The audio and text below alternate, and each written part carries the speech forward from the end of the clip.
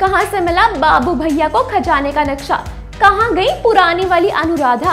हेरा फेरी 3 बॉलीवुड की upcoming comedy film होने वाली है।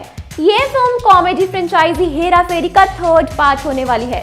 इस फ्रेंचाइजी का पहला पार्ट हेरा फेरी साल 2000 में रिलीज हुआ था, वहीं दूसरा पार्ट फिर हेरा फेरी साल 2006 में रिलीज हुआ था।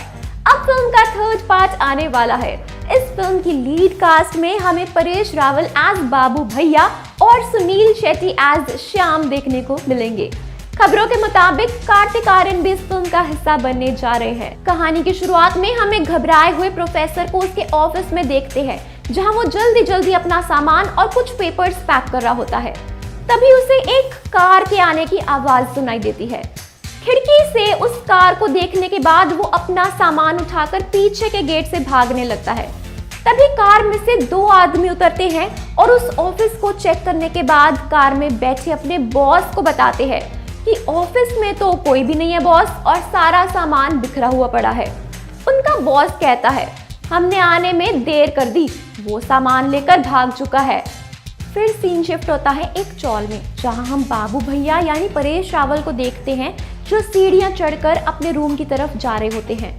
तभी वो देखते हैं कि उनके रूम से कुछ गिरने की आवाजें आ रही हैं।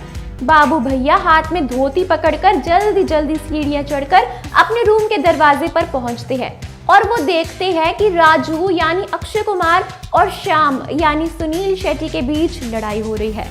श्याम राजू को बर्तन फेंककर मार रहा है।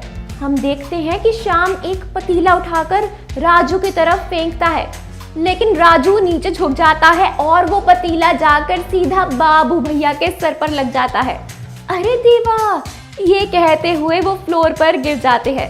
बाबू भैया अपने सर पर हाथ रखते हैं और उन दोनों को गालियां देने लगते हैं। श्याम कहने लगता है, ये सब राजू की वजह से हुआ है, वो ही मुझे परेशान कर रहा है। राजू कहता है, मैंने क्या परेशान किया? तो श्याम बाबू भैया को बताता है कि ये मुझे कह रहा था कि मैं अपना कहीं और जुगाड़ कर लूं और खर्चा बहुत बढ़ रहा है। बाबू भैया मुंह बनाते हुए राजू से कहते हैं, ये तू चुप बैठ रे, अगर तूने उस दिन फोन उठा लिया होता तो अभी आराम से जिंदगी जी रहे होते, और अगर इस घर से कोई जाएगा तो वो तू होगा। बाबू भैया की ये बात सुनकर हमें समझ आता है कि फिर हेरा फेरी के एंड में राजू ने सारी गन्स समंदर में फेंक दी थी। इतना कहने के बाद बाबू भैया फ्लोर से खड़े हो जाते हैं और कहते हैं वो मंदिर जा रहे हैं।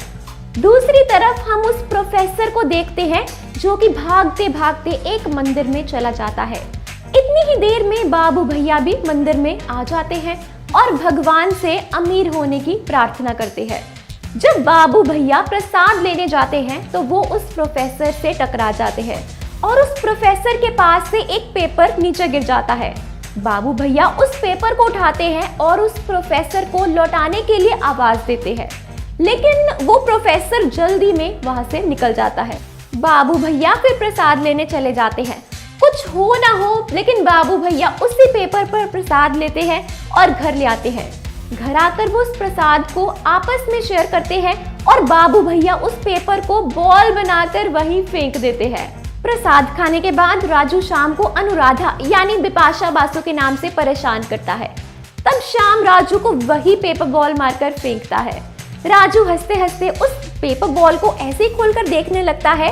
पेपर को ध्यान से देखने के बाद राजू बाबू भैया से पूछता है कि आपको ये पेपर कहाँ से मिला? बाबू भैया उसे जवाब देते हैं, मंदिर में।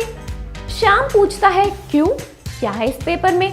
राजू एक स्माइल देते हुए कहता है कि ये कोई ऐसा वैसा पेपर नहीं है, बल्कि एक नक्शा है। तो क्या राजू पता लगाएगा उस नक्शे को? जानने के लिए बन रही है हमारे साथ और देखना ना भूलिए इसका अगला पार्ट।